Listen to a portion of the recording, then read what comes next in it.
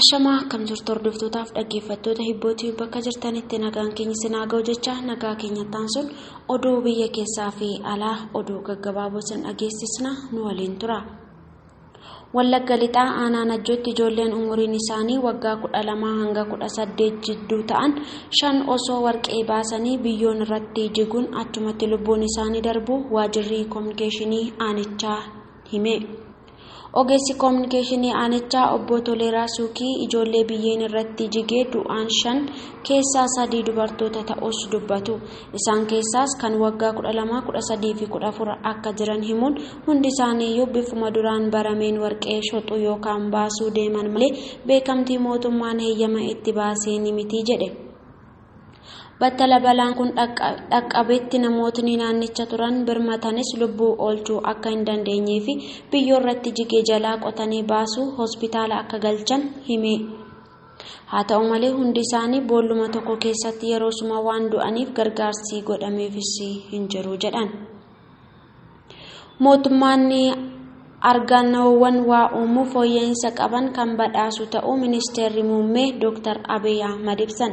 Ministeerri Muummee Dr. Abiy Ahmad mootummaa yeroo rakkisaa kanatti lammiilee kalaqa waa uumuu teekinooloojii fi aartii qaban kanneen jireenya uummataa fooyyessuuf hojjetan kan jajjabeessu ta'uu fuula Facebook isaanii irratti ibsaniiru. Ambaasaaddaroota biyyoota Afrikaa teessoo isaanii Finfinnee taasifataniif hidha haaromsa guddicha irratti ibsi taasifamee jira. Ministeera bishaanii jallisii fi enerjii Dr. Silashii Baqqalaa hidha haaromsa guddicha irratti ambaasaaddarootaaf ibsa laachaa jiru.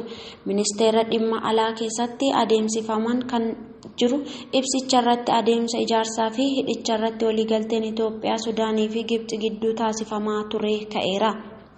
Hidha haaromsa guddicha biyya kamirratti dhiibbaa akka hin qaqqabsiifneef waltajjii irratti ibsameera.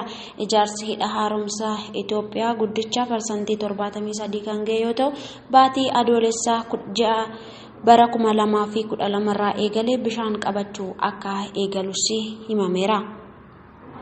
Ameerikaatti talaalliin dandeettii dhukkuba vaayirasii koronaa ofirraa ittisuu namoota dabaluu qophaa'uun ibsame. Ameerikaatti talaalliin dandeettii dhukkuba ofirraa ittisuu namoota dabaluun vaayirasii koronaa ofirraa ittisuu dandeessisuu qophaa'uunis himameera. Talaallichi namoota irratti yaalamee bu'aa qabeessa ta'uu kubbaaniyyaan Mooderiin jedhamu beeksiseera.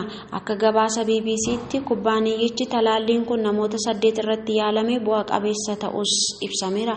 Haaluma kanaan talaalliin mRNA'n 1273 jedhamu kun bu'aan inni argamsiise namoota dhibichaan qabaman dhibicharraa baraaruuf bu'aa guddaa qabaachuu danda'us himameera. Oduu yeroo kanaaf qabnus kanuma qophii keenya hafanii waliin turtii gaarii.